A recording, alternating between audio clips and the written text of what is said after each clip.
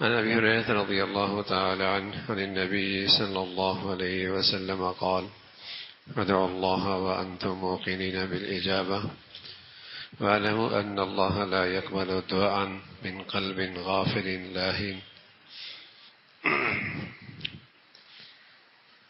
دعا اللہ کی طرف سے ایک اللہ تعالیٰ سے لینے کا ایک مؤثر ترین ذریعہ ہے.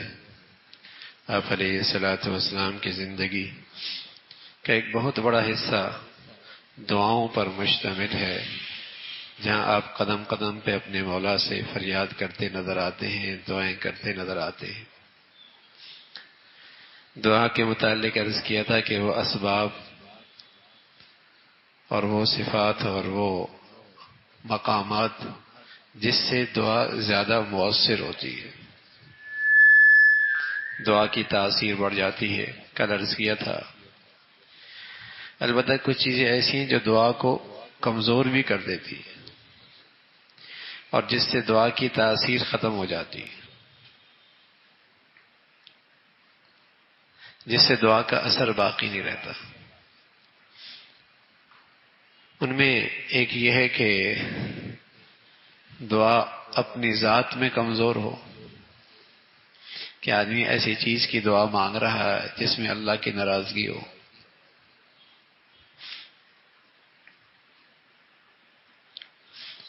گولی سے آدمی مر جاتا ہے لیکن وہ گولی دو نمبری ہے، اس سے تو ایک چھوٹا سا پرندہ بھی نہیں مرے گا. تو دعا کی اپنے اندر کمزوری ہے. کوئی نافرمانی کی دعا مانگ رہا. پھر دعا کے بارے میں اللہ کے نبی نے فرمایا کہ دعا مومن کا اسلحہ ہے. اسلحہ خود اچھا ہی کتنا کیوں نہ ہو، لیکن جس کے ہاتھ میں ہے وہ کمزور ہو، قوت بازو نہیں ہے.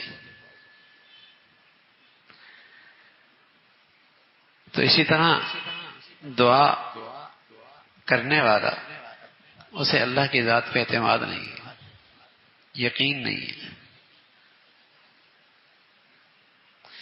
غفلت کے ساتھ دعا مانگ رہا ہو، حضور قلب نہیں ہے، یقین صحیح نہیں ہے اس کا. اس سے بھی دعا میں کمزوری آ جاتی ہے.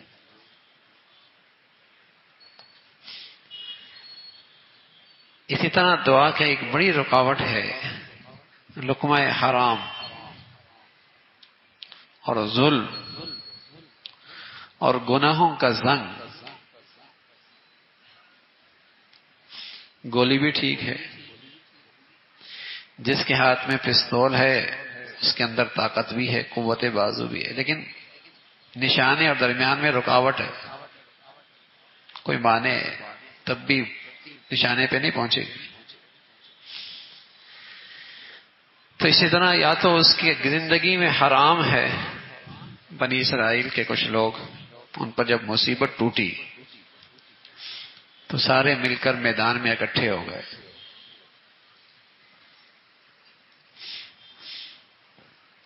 اللہ رب العزت نے اس وقت کے نبی کی طرف وحی بھیجی کہ یہ فریاد کرنے کے لیے سارے میدان میں اکٹھے تو ہی ہیں، لیکن ان کا جسم بڑی نجاست بھرا ہے، حرام سے پرورش پائی. اور جن ہاتھوں سے یہ فریاد کر رہے ہیں ان ہاتھوں نے بڑا ظلم کا خون بہا ہے، بڑا ظلم کیا ان ہاتھوں نے، اور ان کے گھر حرام سے بھرے پڑے. تو ایسے میں تو میرا غصہ اور غضبناک ہو رہا.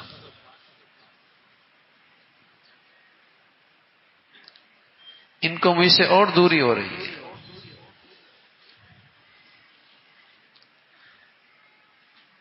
اس لیے اللہ کے نبی صلی اللہ علیہ وسلم نے فرمایا، ابو ہریرہ فرمانے لگے کہ آپ فرمایا کرتے تھے کہ اللہ تعالیٰ پاک ہیں اور پاک چیز ہی کو قبول کرتے ہیں.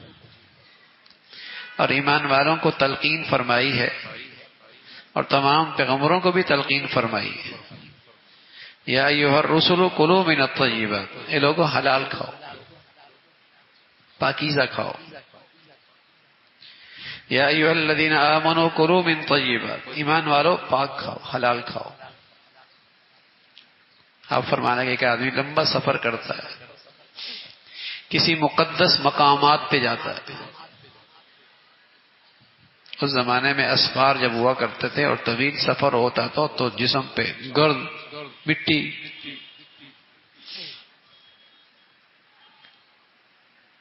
اتنا طویل سفر کیا ہے اور مقدس مقامات پر پہنچا ہے اور کہہ رہا یا رب یا رب، ہاتھ اٹھا کے فریادیں کر رہا ہے۔ آپ علیہ الصلوۃ والسلام نے فرمایا کہ مطعمہ حرام، اس کا کھانا حرام کا، ومشربہ حرام، اس کا پینا حرام کا، وملبسہ حرام، پہننا حرام کا، وغذی بالحرام، اس کی تو غذا اور پرورش بھی حرام کی، فأنی یستجاب لذلک، اس کی دعا کیسے قبول ہو؟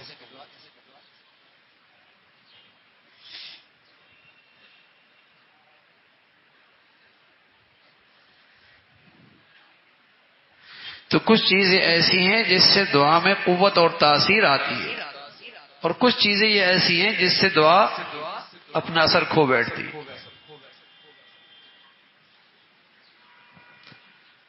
بے یقینی کے ساتھ دعا کر رہا ہے، غفلت کے ساتھ دعا کر رہا ہے، ظالم آدمی ہے،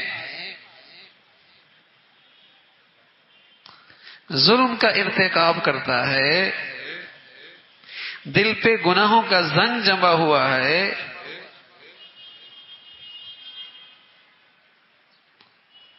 دعا قبول نہیں ہو۔ تو دعا کے لیے یہ بھی ضروری ہے کہ اس بات کا بھی لحاظ رکھا جائے کہ یہ موانع اس کی دعا میں نہ ہو، اس سے بھی دعا رد ہو جائے۔ مؤثر ترین سبب ہے زندگی بنانے اور سنوارنے کا، اور زندگی کو مشکلات اور پریشانیوں سے نکالنے کا دعا۔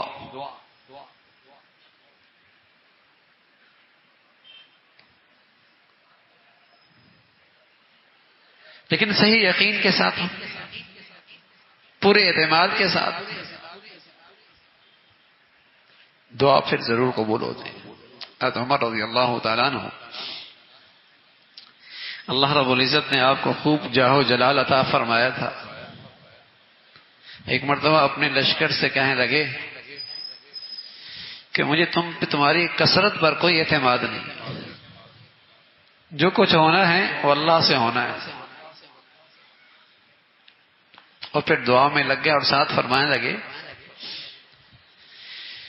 کہ مجھے دعا کی قبولیت کی فکر نہیں ہے کہ قبول ہوگی نہیں ہوگی، مجھے اس کا اہتمام رہتا ہے کہ دعا صحیح طور پہ ہو تو صحیح، جب صحیح طور پہ ہوگی تو قبول بھی ہو جائے گی۔ باقی اگر صحیح آداب کے ساتھ دعا کی جائے اور اس کے موانع سے اپنے آپ کو بچایا جائے تو پھر تو دعا کی قبولیت میں شک کوئی نہیں ہے۔ تو فرمایا کرتے تھے مجھے اس کی فکر رہتی ہے کہ دعا کا اہتمام صحیح ہو، جو دعا کے آداب ہے نا، اور جس چیز میں دعا میں جس چیز کی رعایت رکھی جاتی ہے وہ صحیح کرو۔ باقی مجھے اس کی فکر نہیں ہوتی کہ دعا قبول نہیں ہوگی، اس لیے کہ پھر تو دعا کا قبول ہونا یقینی ہے۔ اس لیے کہ پیارے نبی صلی اللہ علیہ وسلم کی بشارت ہے کہ جس شخص کو دعا کی توفیق مل گئی اس کے لیے رحمت کے دروازے کھل گئے، اس کا کام بن گیا، دعا ضرور قبول ہوتی۔ البتہ قبولیت کے آثار مختلف ہوتے ہیں۔ کبھی تو ایسا ہوتا ہے کہ بندہ جو مانگتا ہے وہ مل جاتا، کبھی ایسا ہی ہوتا ہے جیسے بچہ روتا ہے اور ماں سے جو مانگتا ہے ماں وہ دے دیتی ہے، ٹافی مانگی ٹافی دے دی، آئس کریم مانگی آئس کریم دے دی، جو مانگا بچے نے رو کر لے لیا اپنی ماں سے۔ لیکن کبھی ماں اپنے علم اور عقل سے وہ چیز نہیں دیتی، اپنی حکمت اور محبت میں وہ چیز نہیں دیتی، بلکہ اس سے بڑھیا چیز دے دیتی۔ آئس کریم مانگ رہا تھا، امی نے سیب دے دیا۔ شفقت جو زیادہ ہے، علم جو زیادہ ہے، حکمت جو زیادہ ہے، مانگا بچے نے رو کر کچھ اور ہے، ملا کچھ اور ہے. تو اللہ کریم اپنے علم اور حکمت اور اپنی شفقت میں، بندہ اپنی سمجھ سے مانگتا ہے، مولا اپنی شان سے دیتا ہے. دیتا ضرور ہے، دیتا ضرور ہے. تو بس اوقات آدمی سوچتا ہے وہ چیز تو نہیں ملی، ارے میاں اس سے بہتر مل گئی. دعا کی قبولیت کی یہ شان بھی ہوتی ہے. بس اوقات کوئی چیز مانگی، بظاہر وہ تو نہ ملی، لیکن ایک بڑی آفت آ رہی تھی، اس کی زندگی میں ایک بڑی مصیبت آ رہی تھی، جس سے اس سے بہت ساری نعمتوں سے محروم ہونے لگا تھا. دعا کی طاقت سے دعا قبول ہو گئی اور اس سے وہ مصیبت ٹل گئی، وہ آفت ٹل گئی. پھر نبی صلی اللہ علیہ وسلم فرمایا کرتے تھے کہ آفتیں اور مصیبتیں اور ناگہانیاں ٹلا کرتی ہیں دعاؤں سے، ٹل جایا کرتی ہیں دعاؤں سے. یوں بھی دعا قبول ہوتی. اور ایک صورت دعا کی قبولیت کی یہ ہوتی ہے کہ بچی بچپن میں ماں سے زیورات مانگ رہی پہننے کے لیے، لیکن ماں نے وہ زیور رکھ لیا، ہیرا رکھ لیا، نہیں دیا اسے، سنبھال کے رکھ لیا. لیکن جب بڑی ہو گئی تو وہ سونا اور ہیرا پہلے لاکھوں میں تھا، اب کروڑوں میں ہو گیا. پہلے ہزاروں میں تھا، اب وہ لاکھوں میں ہو گیا، بہت قیمتی ہو گیا. اور اس وقت اس کا استعمال بھی ٹھیک ہے، اس کے لیے ضائع نہیں کرے گی، کوئی نقصان نہیں ہوگا. اب دے دیا تو کتنا قیمتی ہو کے واپس آیا. اللہ کریم بھی کبھی ایسی کرتے ہیں، دعا کی اور دعا کا بدلہ اللہ نے رکھ لیا. حدیث میں آتا ہے رسول اللہ صلی اللہ علیہ وسلم نے فرمایا کل قیامت میں جب اس کے سامنے دعا کی قبولیت کا بدلہ آئے گا، وہ اتنا قیمتی ہوگا کہ یہ تمنا کرے گا کاش کہ دنیا میں ایک بھی دعا کی قبولیت کا اثر نہ ہوتا، سب بدلہ یہی ملتا.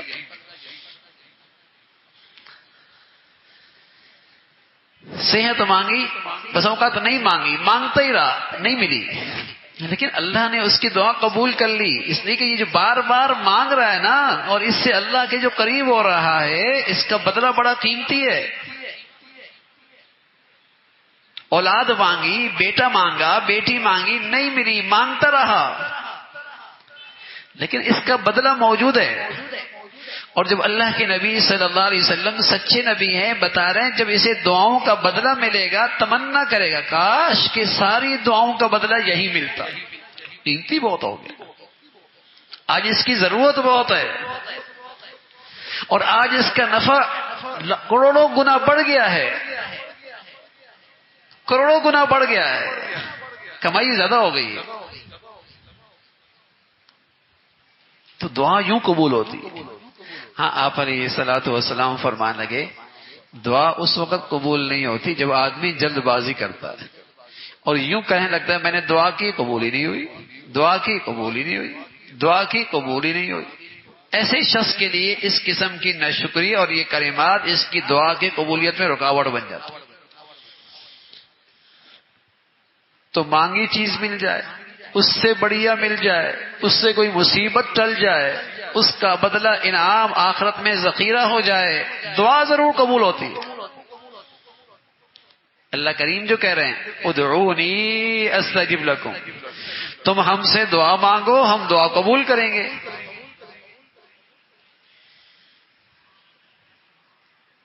تم ہم سے دعا کرو ہم دعا قبول کریں گے. دعا ضرور قبول ہو. ہاں حرام نہ ہو، ظلم نہ ہو،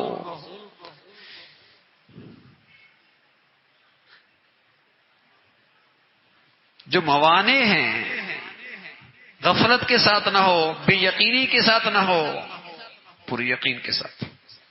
تو دعا اپنی تاثیر دکھاتی ہے. اور میرے عزیزو، زندگی کی مشکلات اور پریشانیوں سے نجات کا مؤثر ترین وظیفہ ہے دعا. اللہ ہمیں نصیب فرما دے، اللہ تعالی ہمیں اس کا اہتمام نصیب فرما دے.